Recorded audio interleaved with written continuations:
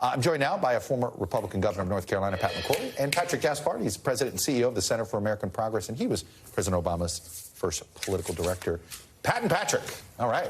I got to make sure I get this right. And don't respond to Patrick. So at least our moms agreed on something. That's right. That's right.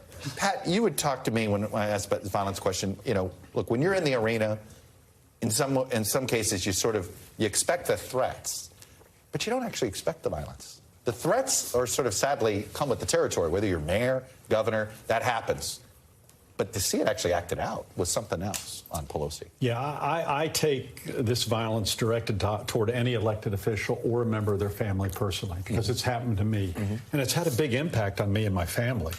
So when people are at my house, or people attack me in restaurants, or people physically attack my car, which occurred after I left the governor's office, in the middle of an interchange, someone recognized me, and next thing I know, my car is being attacked. It shakes you up. It really shakes you up. I got attacked in downtown Washington during the Trump inauguration. I was chased by 15 to 20 demonstrators. There's Pat McCrory. Let's go get him. And when it's covered, some people laugh at it. And I kind of laugh it off. But well, you laugh at it until it happens to you. Right, Patrick? Exactly. I mean, you know, that's the thing in all of this. I mean, look, I was numb to it until it happened. Until it happened. Well, but it's an attack on our democracy. Well, but Governor, you know, yeah, we laugh at it until it happens to you. But but apparently, some leading Republicans are still laughing at it happening to Paul Pelosi. It's been shocking to see the responses from the governor of Virginia. I don't get this. How did this? I mean, I get why it happened, and I think social media has a huge amount to it. It does. The lack of bipartisan condemnation. We didn't have that with Scalise. We didn't have that with Kathy Gifford. Something's changed. There's something that has contaminated a major political party, and you know I think Donald Trump is a big significant factor, and they saw the success that he had mocking disabled reporters, personally attacking the candidates that he ran against him, and that seems to be in the blood now. We saw Ted Cruz mocking a stroke victim a few days ago. So there is a thing here that the American public is right has metastasized on social media, and I hope on the other side of this election, Republicans in Congress and Democrats in Congress will come together, lift up some kind of committee on this, and we'll see some real action from DHS and DOJ around this. Well, I agree with that survey. It's everybody, and I think Trump escalated it, but it was occurring before Trump. I've been in this business since 32 years of age, running for city council, and I've seen it continually escalating. And part of it's, let me talk about the politicians who are trying to get out the vote this week. They're, like what I said on Meet the Press Sunday, it's all about passion, not about content. They're not giving any details on what they're going to do on the issues. They're talking, we're going to fight for you. You know, when you say you're going to fight for you, that is the biggest bunch of bull. No politician fights. But you've never used that rhetoric in a campaign? Well, you probably have. Absolutely. And I quit doing it because I go, you know what? First of all, it's not right. And second, people take you literally. And we saw that on January the 6th. Right. It's the look, at the end of the day, it's this 5%. Yes. Right. We do know. I do buy the idea that, like, you know, and 95% of people understand it's rhetoric and that's what politics is about. The problem is the 5% that don't. The American public said that it's overwhelmingly social media, and now we have richest men in the world purchasing Twitter and kind of exhorting people towards more of this kind of mockery of the violence with the kind of tweets that he put out about Paul Pelosi. We have a serious regulatory problem here that's got to be addressed by both parties. There's nothing funny about violence, because every form of violence against a police officer, against a teacher, against a judge is anarchy. Well, if you're committing violence in the name of democracy, you don't believe in it. Absolutely. Sorry, because the whole point of politics, I'll be honest, like, you don't have democracy. I understand violent reactions. But if you have it and you're being violent, you're attacking it. You're attacking the system, which is anarchy. But politicians respond to polls. We saw in your latest poll, Chuck, it demonstrates that the American people are seeing this now as like one of the most significant threats that we're faced with. So I suspect there's going to be some. It was interesting, you know, when we put this question on, I want to put up our word cloud of what voters, we asked them to tell us a message you want to send with your vote.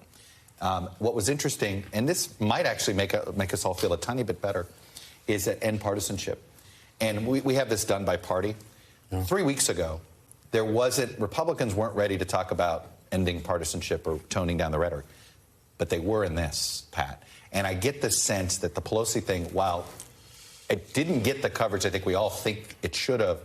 The public, they didn't like it, and they want it. There's something about this. They turned it down. I want to believe that. I know. It's like people come up to me and go, McCrory, why do politicians do negative ads and all these? And I go, because they work. Yeah. And the ads now, they're in black and white, and they are a bad picture of your opponent, and they're evil.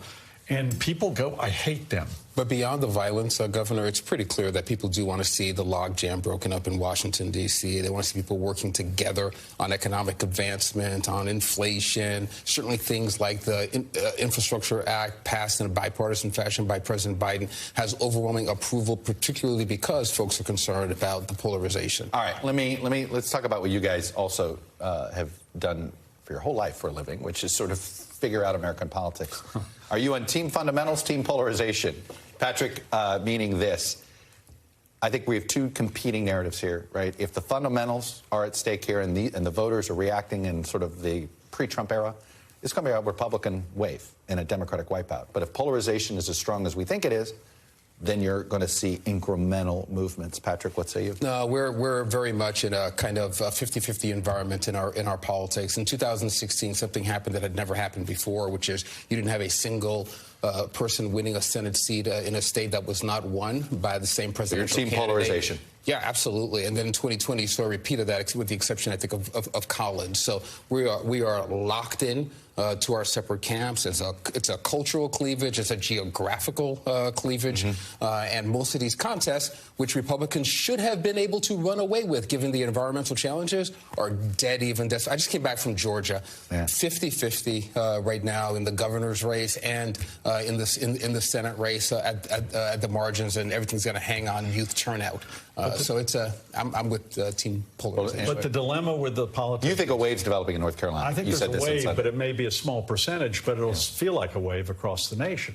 But the problem, it doesn't take much to change our... It doesn't take the change of our... See, when Biden won, or if the Republicans win, the dilemma with both parties is they win and they take it as a mandate. And these elections are not mandates. Well, the voters aren't. They don't want to. They're not sending a mandate message. I know, but they're not. But here's the rub. Assume it's a mandate. Here's the rub. If you know that you're in a 50-50 environment, and it's not likely that you're going to have dominant majorities, and you also know that you're likely going to flip in the next election, you double down and you do everything that you possibly can to pass the things that are of priority for you and your constituents. You're talking logic now. Well, no, it's actually what happens. It's actually what happens. When Donald Trump had his majority, singular focus on what?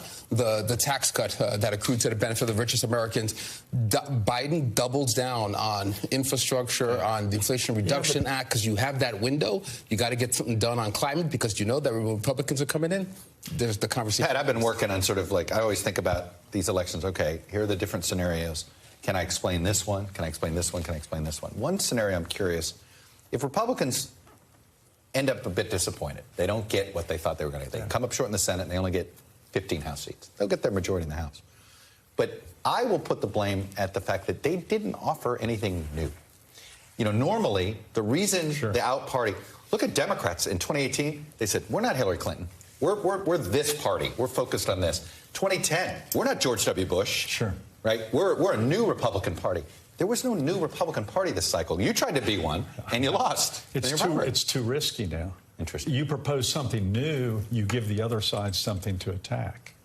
Like if someone was honest about the deficit and said, I need to do this to Social Security. You know, you're dead. Governor, I don't know. It's interesting, Governor. I don't know that I'm hearing like a fear from Republican candidates of being attacked from Democrats. I think there's a fear of being attacked by Donald Trump. You can't propose anything new in the Republican Party right now because you can't say we are pivoting from Donald Trump and manage to survive primaries. You had that experience in North Carolina, and right now you have DeSantis who can't even take a shot back at Trump for fear of that base. You have. So I think if I were Republican right now, I'd hide between now and Tuesday and just let the natural dynamics of the economy and everything and work for you and stay the heck out of the way. You know, is that good for democracy? You know, no. Is it good to win elections? It sounds like, as I found out, you sound like you're describing Brian Kemp's campaign who said, I'm not getting anywhere near Herschel Walker because he's about to win in a nice, comfortable way versus I don't know if I want to get stained by the whole Trump era. Well, I'm not buying that campus Fair enough. in a nice, I know. comfortable way. I just was down there. I think that you're going to have a runoff in the governor's race as well. Look, I will never underestimate the Stacey Abrams machine, and I'm not. I'll tell you don't where do the that. real battle is going to be. It's already started. The real battle's within each parties. Yeah. I mean, it's going to be Trump against DeSantis, against the 20 other people who will be president. It's going to be against McConnell and some other senators. I agree with that. It's going to be against who's going to replace Pelosi, maybe Schumer. Yeah, but I think that Democrats have demonstrated in this last Congress that they can kind of find the center within their party to get things done. Patrick. We'll see if I buy that. I don't know. I'm with Pat on this one. I think we're about to see some big fights. Big fights. Pat McCrory, Patrick Gaspard. You guys showed how to do this with a smile. Thank you. Thanks for watching our YouTube channel. Follow today's top stories and breaking news by downloading the NBC News app.